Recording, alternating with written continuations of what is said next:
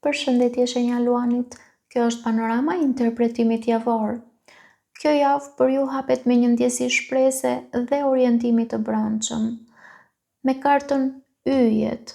Yjet sjellin vizion, qartësi shpirtërore dhe një ndjenjë se jeni në rrugën e duhur, edhe nëse nuk i keni të gjitha përgjigjet. Është si një dritë e butë që ju udhëheq, një besim i brendshëm që gjërat po shkojnë drejt përmirësimit.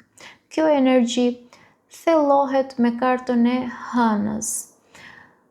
Hëna nënkupton se emocionet bëhen më të forta, intuita më e mpret. Ju mund të ndjeni më shumë, të ëndërroni më shumë dhe të lidheni më thellë me botën tuaj të brendshme. Por kjo gjithashtu mund t'ju bëjë më të ndjeshëm ndaj luhatjeve emocionale.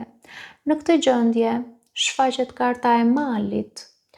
Mali nënkupton një pengesë, një vonesë, diçka që nuk lëviz aq shpejt sa të dëshironit ju.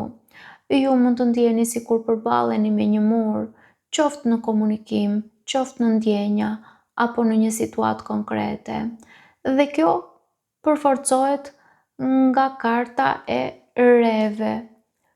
Ret sjellin paqartësi dhe konfuzion.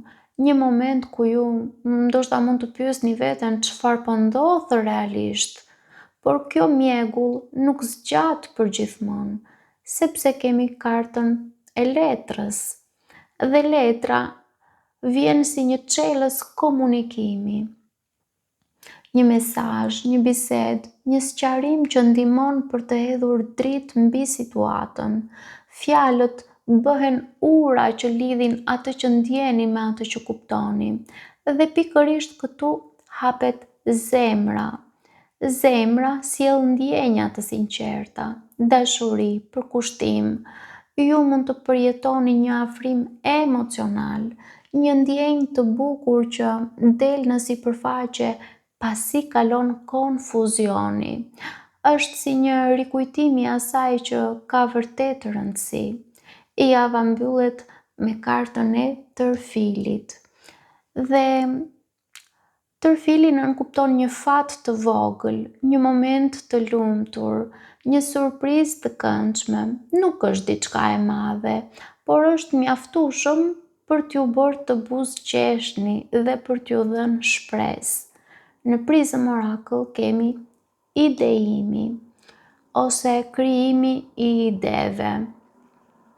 Kjo kartë tregon se gjatë gjithë kësaj jave ju jeni në një proces krijimi të brendshëm, edhe përmes konfuzionit dhe emocioneve. Mendja dhe shpirti juaj po formojnë ide, vizione dhe kuptime të reja. Ajo që sot mund t'ju duket si paqartësi, nesër mund të kthehet në një ide të qartë dhe një drejtim të ri. Duket se ju nisni me shpresë dhe intuit, përballeni me një moment bllokimi dhe paqartësie, por përmes komunikimit ju arrini në ndjenja të sinqerta dhe një lehtësim të bukur.